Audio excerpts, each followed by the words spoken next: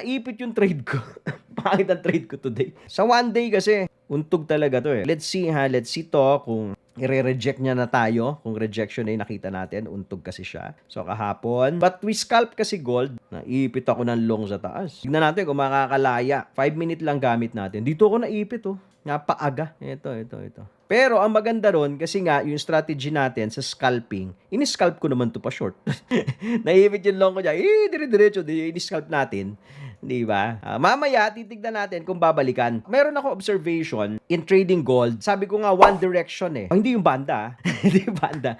One direction siya, Asian market, that 7 to 12 might extend up to 2 p.m. on some occasions. But 7 to 12, isang direction yan. Kung puro pababa yan, dire-diretso yan, puro baba. Puro pataas.